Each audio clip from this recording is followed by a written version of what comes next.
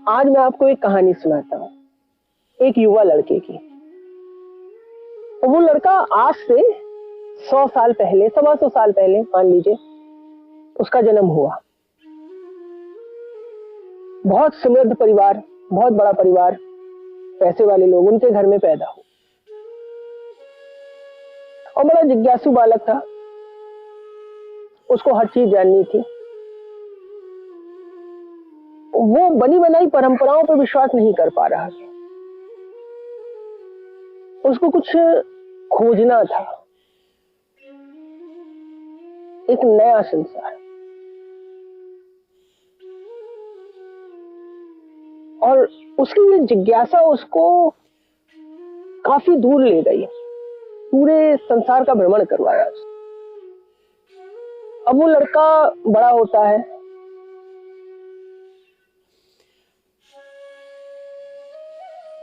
दुनिया घूमता है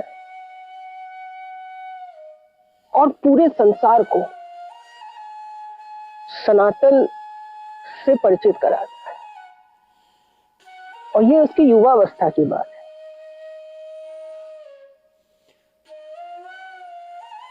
वो लड़का झोपड़ियों में भी रहा।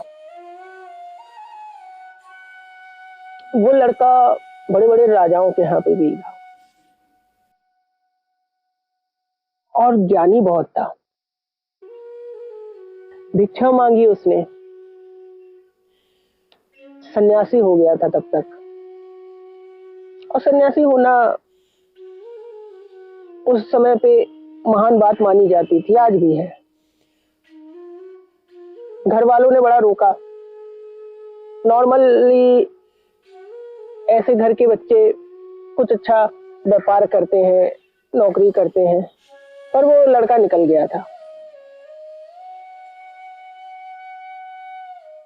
अब वो लड़का पहुंचता है शिकागो। सन्यासी हो चुका था तब तक। अब शिकागो में एक धर्म संसद थी। पूरी दुनिया से लोग आए थे।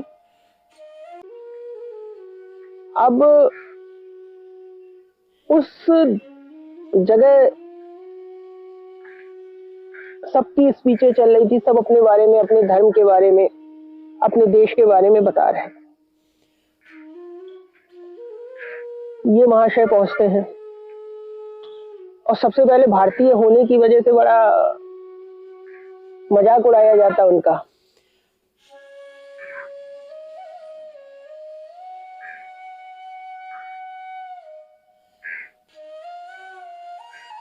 और फिर जब वो बोलना शुरू करते हैं, पूरा संसार और जहां पर ये संसद चल रही थी धर्म की, पूरा परिसर हतप्रभ हो जाता है। तालियों की गूंज उठ जाती है।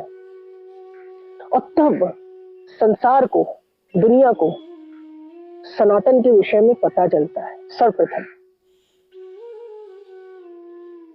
उससे पहले भी लोग हुए बड़े बड़े, जिन्होंने धर्म के विषय में, सनातन के विषय में, भारत के विषय में बातें रखी, लेकिन उस स्तर पे नहीं पहुंच पाए थे। और तब लोगों ने भारत के विषय में जाना कि भारत है क्या।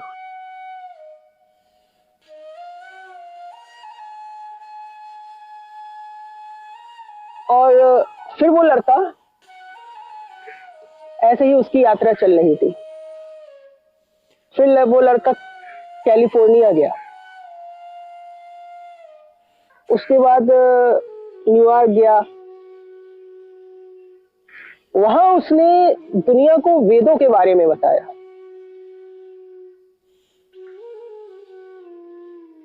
और वहां पर एक संस्था की स्थापना की,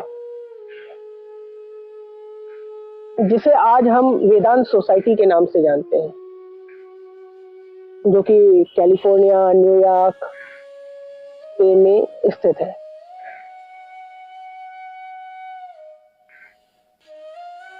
और फिर वो लड़का वहां से पेरिस चला जाता है। पेरिस में फिर से एक नई धर्म संसद चल रही थी और वहां सर्वप्रथम उस लड़के ने गीता का ज्ञान किया, श्रीमद् भगवद गीता, और उसने शिव का साक्षात्कार कराया लोगों से, शिवलिंग का, उसके विषय में बातें की। तब संसार ने श्रीमद् भगवद गीता को जाना, शिव को जाना। उससे पहले तक वो सिर्फ पत्थर ही मानते थे कि ये भारतीय पत्थरों के साथ कर क्या रहे। अच्छा, अंग्रेजों का जमाना था तो भारतीयों को दुनिया ऐसे देखती थी कि ये इंडियंस, उनका नाम दिया था इंडियंस, हमको रेड इंडियंस, ब्लैक इंडियंस कहा जाता था। और अंग्रेजों की नजर में इंडियंस का मतलब होता था कि वो लोग जो जंगलों में रहते हैं, जंगली लोग, सांप चूहे ये मार के खाते हैं और इसी तरह से अपना जीवन चलाते थे। ये अंग्रेजों की डेफिनेशन है इंडियन के बारे में।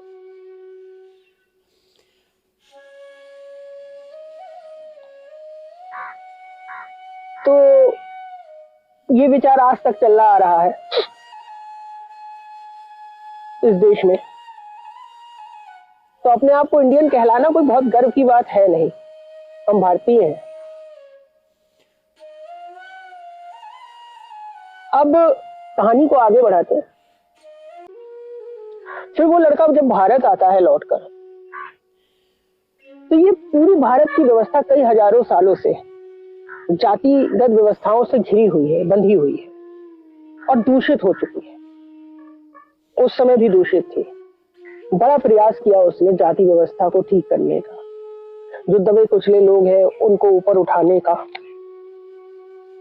बड़ा प्रयास किया उस लड़के ने।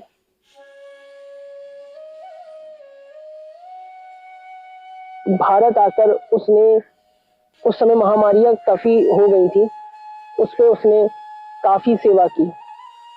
संसार तब तक उसके ज्ञान का लोहा मान चुका था और आज हम उस लड़के को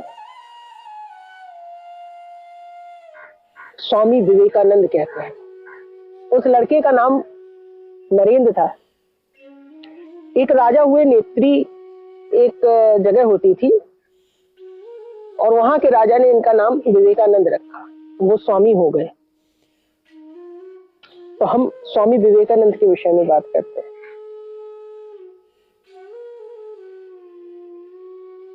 उन्होंने ये सब चीजें जो भी कुछ किया अपनी युवा अवस्था में ही किया। तो आज मेरा संदेश उन युवाओं से है, उन नौजवानों से है कि आज आप युवा हो रहे हो, आपके जीवन का क्या उद्देश्य है, आपका लक्ष्य क्या है। स्वामी विवेकानंद हमेशा कहते थे कि अपना एक लक्ष्य बनाओ, अपना एक उद्देश्य बनाओ जीवन का और उस उद्देश्य पे लग जाओ और तब तक लगे रहो जब तक तुम अपने लक्ष्य को, अपने उद्देश्य को पूर्ण ना कर लो। तब ही तुम्हारा जीवन सार्थक होगा। नहीं तो तुम भी पैदा हुए हो और कोई भी जानवर पैदा होता है, वो भी अपने जीवन की वो सारी प्रक्रिया करता है जो कि आप कर रहे हो। वो भी अपना समय पूरा करके चला जाता है इस संसार से और आप भी ऐसे ही पूरा करके चले जाओगे। एक साधारण जीवन, एक तुच्छ सा जीवन, एक जानवरों जैसा जीवन। तो निर्णय करो तुम्हें अपने जीवन में कैसा जीवन चाहिए, एक उद्देश्यपूर्ण या एक साधारण जीवन। आज स्वामी विवेकानंद को हर कोई जानता है। वो इसलिए नहीं जाने जाते कि वो एक बहुत ही बड़े घर, बहुत समृद्ध परिवार में पैदा हुए। वो इसलिए जाने जाते हैं कि उनका संघर्ष पूरे संसार के लिए था, पूरे देश के लिए था, पूरी मानवता के लिए था।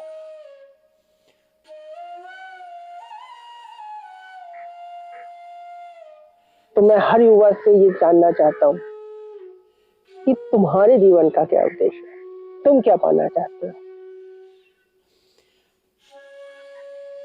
सिर्फ एक नौकरी या एक छोटा सा व्यापार, बीवी बच्चे, या फिर तुम्हारे अंदर वो आग है कि तुम इस संसार में नई ज्योत जला सको? इसी प्रश्न के साथ मैं विराम लेता हूं।